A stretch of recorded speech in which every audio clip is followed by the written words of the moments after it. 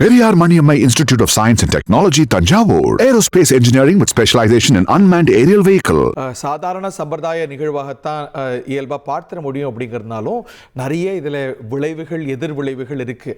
அதிமுக உறுப்பினர்கள் மாற்றி மாற்றி ஓட்டு போட்டால் அந்த கட்சி பிளக்குமா, டிஸ்குவாலிஃபிகேஷன் நடக்குமா, இப்படி நிறைய கேள்விகள் எழுந்திருக்கிறது. எவ்வளோ காலமாகும் இந்த ப்ரொசீஜர் நடந்து முடிக்க, உரைகளும் கூட இருக்கும். ஏன்னா அரசு நம்பிக்கை கூறுகிறது அப்படிங்கும்பொழுது முதலமைச்சர் ஏன் தங்களுக்கு வாக்களிக்க வேண்டும், ஏன் இந்த அரசு தொடர வேண்டும் அப்படின்னு விளக்குவாங்க. எதிர்க்கட்சிகளும் பேசுறதுக்கு வாய்ப்பு இருக்கிறதா? அவர்களுக்கும் பேச வாய்ப்பு. நேற்று சபாநாயகருக்கு வாழ்த்து தெரிவிக்கக்கூடிய தீர்மானத்தில் பேசினாங்க. இன்னைக்கு எதிர்க்கட்சிகளுக்கும் கூட உரையாற்ற வாய்ப்பு இருக்குமா?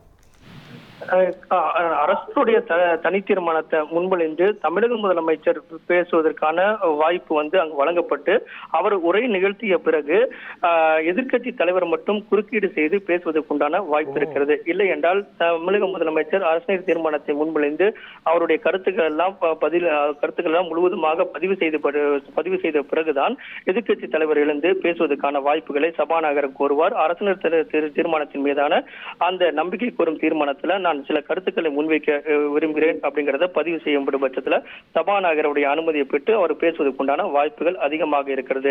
இதன் காரணமாகத்தான், ஏன்னா அரசினர் தனி தீர்மானத்துல தமிழக முதலமைச்சர் மட்டும் பேசிட்டு எதிர்க்கட்சி தலைவர் பேசவில்லை என்றால் அவருடைய கருத்துக்கள் முன்வைப்பதற்கான வாய்ப்பு கிடைக்கவில்லை அப்படிங்கறத அவங்க பதிவு செய்வாங்க. இதன் காரணமாக தமிழக முதலமைச்சர் பேசுவதற்குண்டான அனைத்து விதமான உரைகளும் பிரதான எதிர்க்கட்சி தலைவருக்கு மட்டும் தானா, இல்லை எதிர் வரிசையில் இருக்கக்கூடிய எந்த உறுப்பினரும் வாய்ப்பு கோரலாமா?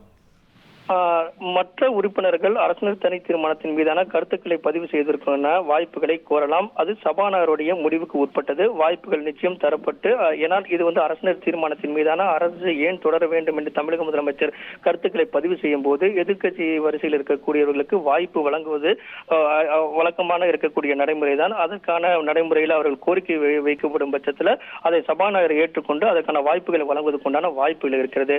அவை நடவடிக்கைகளை சட்டமன்ற உறுப்பினர்கள் எவ்வளவு பேர் பங்கேற்கிறார்கள் அப்படிங்கிற அடிப்படையிலையும் அந்த எவ்வளவு பேர் 200 சட்டமன்ற உறுப்பினர்கள் கலந்து கொண்டால் 50+1, அதாவது 100க்கு மேல் ஒருவர் என்ற அடிப்படையில் 101 பேர் சட்டமன்ற உறுப்பினருடைய ஆதரவு அரசினர் தனி தீர்மானத்துக்கு இருந்தால் கூட தெளிவா உள்வாங்கிப்போம். அதாவது இந்த அவை ஃப்ளோர் டெஸ்ட்ல பெரும்பான்மை என்பது சட்டமன்ற உறுப்பினர்களுடைய கணக்குல இல்ல, அவையில கூடியிருப்பவர்களுடைய எண்ணிக்கையில தான் பெரும்பான்மை. அதுல பாதி அப்படிங்கிறது தான் கணக்கு இல்லையா?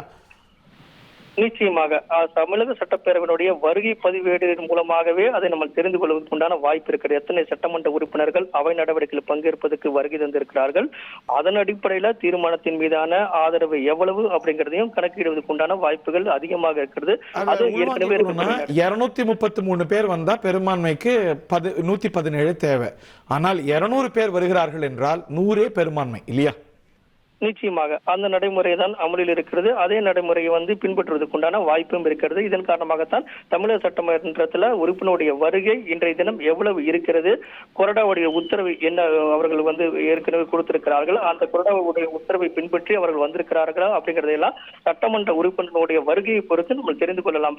அதற்கு பிறகு அவர்கள் கருத்து சொல்லக்கூடிய வாய்ப்புகள் எப்படி இருக்கிறது, அதில் ஆதரவாக எப்படி செயல்படுகிறார்கள் அப்படிங்கறதெல்லாம் வாக்களித்த பிறகுதான் தெரிய வரும். டிவிஷன் முறையிலோ குரல் வாக்கெடுப்பு பிறகோ அது என்ன முறையில் அவர்கள் தங்களுடைய கருத்துக்களை முன்வைக்கிறார்கள் அப்படிங்கறதெல்லாம் அது பின்னர் தெரிய வரும். ஆனால் சட்டமன்ற சபாநாயகர் விரும்பினால் குரல் வாக்கெடுப்பும் கூட செய்யலாம், அது அவருடைய டிஸ்கிரிப்ஷன். ஆனா நடைமுறை வழமை நம்ம நிறைய ஃப்ளோர் டெஸ்ட்ல பார்த்திருப்பது அப்படிங்கிறது நீங்க அழகா விளக்கி சொன்னது போல டிவிஷன் முறையில தான்.